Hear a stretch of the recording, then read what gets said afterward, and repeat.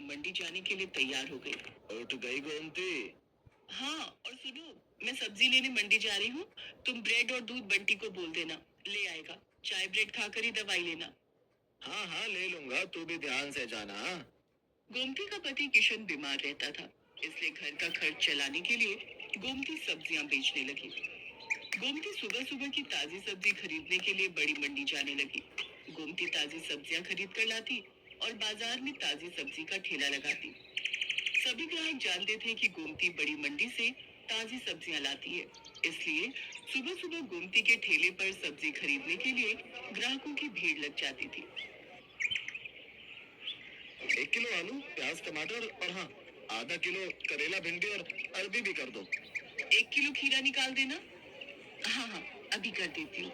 तभी एक औरत गोमती के पास आती है जिसका नाम मेघा था। वो गर्भवती थी और सुबह सुबह टहलने के लिए निकलती थी। मेघा का नियम था, वो गोमती से ताजी सब्जियां लेते हुए ही घर जाती थी। गोमती, मैंने तुम्हें कच्चे आम बोले थे, लाई हो क्या? हाँ हाँ मेघा दीदी, आपके कच्चे आम मैंने पहले ही अलग ले लिए थे। ये देखो, ताजे ताजे कच्चे आम। अरे वाह! इन कच्चे आमों को देखकर तो मेरे मुंह में पानी आ रहा है। वैसे कुछ भी कहो, सुबह सुबह की ताजी सब्जी की सुगंध ही अलग होती है, जो पूरे बाजार में सिर्फ तुम्हारे ठेले पर ही मिलती है। मुझे लगता है तुम बहुत मेहनत से सुबह सुबह बड़ी मंडी से ताजी सब्जियां लाती हो। कितने बजे उठ जाती हो गोमती? मेघा दीदी, रात को देर से सोती हूँ, और आप तो जानती ही हो, बंटी के पापा की तबीयत ठीक नहीं रहती। पूरे घर का काम देखना होता है। फिर सुबह सुबह मंडी निकलती हूँ 5 बजे उठकर। उसके बाद घर जाना ही नहीं होता, सीधे यहीं आ जाती हूँ और ठेला तैयार करती हूँ। और कोई सब्जी चाहिए, दे दूँ क्या? और आज आप अकेले आए हो? अक्सर तो आपके साथ अमर भैया होते हैं। हाँ, अमर को कुछ दिनों के लिए ऑफिस के काम से बाहर जाना पड़ा। आ जाएंगे, बोल रहे हैं।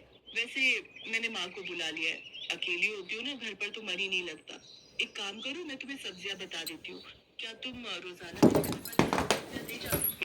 हाँ हाँ, आप चिंता मत करो मेघा दीदी। मैं रोजाना सुबह सुबह। इस हालत में आप अपना ख्याल रखो, और किसी भी चीज की जरूरत हो तो मुझे वो भी कह देना, मैं ला दिया करूंगी। मैं तो बड़ी मंडी जाती रहती हूँ। बहुत बहुत धन्यवाद गोमती, नहीं तो आजकल इतना कौन करता है। ठीक है, अब मैं चलती हूँ। ये मेरा फोन नंबर है, मैं तुम्हें सब्जियां बता दिया करूंगी, तुम पहुंचा दिया करना। ठीक है दीदी, इसमें अपना नंबर आप खुद ही डाल दो, मुझे डालना नहीं आता। हाँ हाँ, लाओ। मेघा अपना नंबर गोमती के फोन में सेव कर देती है और उसका नंबर भी अपने फोन में ले लेती है। मेघा गोमती को फोन पर बता देती थी कि उसे सब्जी में क्या चाहिए। हेलो, हाँ मेघा दीदी, ठीक है।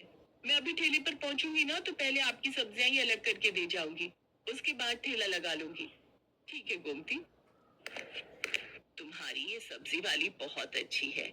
बेचारी रोजाना सुबह सबसे पहले तुम्हारी ये सब्जियां अलग करके दे जाती है। इसकी दी हुई भिंडी मैंने कल काटी थी, एक भिंडी खराब नहीं निकली। सब ताजी कच्ची कच्ची भिंडी थी। हाँ माँ, बहुत अच्छी है गोमती, पर बेचारी का पति बीमार रहता है। 3 छोटे छोटे बच्चे हैं, अकेले ही सब्जी बेचकर घर का गुजारा कर रही है। गोमती सच में बहुत अच्छे स्वभाव की थी। ये बात मेघा और उसकी मम्मी जानते थे। एक दिन बहुत तेज बारिश हो रही थी। सड़कें पानी से भर गई थी, निकलने का भी कोई रास्ता नहीं था। गोमती सब्जियां तो ले आई थी, पर ठेले पर नहीं लगा रही थी।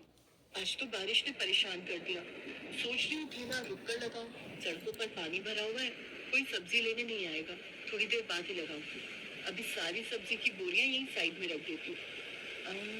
एक काम करती हूँ, मेघा दीदी ने कल कच्चे आम बोले थे, और बाकी सब्जियां भी तब तक उन्हें दे आती हूँ। आज उनका फोन भी नहीं आया। उन्हें लगा होगा कि मैंने बारिश के चलते सब्जी नहीं लगाई होगी। बारिश का पानी भी थोड़ा उतर जाएगा, बोरियां यहीं ठेले पर बांध जाती हूँ।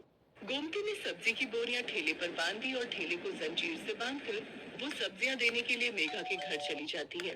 पर वो देखती है कि मेघा की तबीयत बहुत खराब है, और जिस डॉक्टर से उसका इलाज चल रहा है वो उसका फोन नहीं उठा रही है। अस्पताल में भी कोई फोन नहीं उठा रहा, जिस वजह से मेघा और उसकी मम्मी बहुत परेशान हो रहे थे।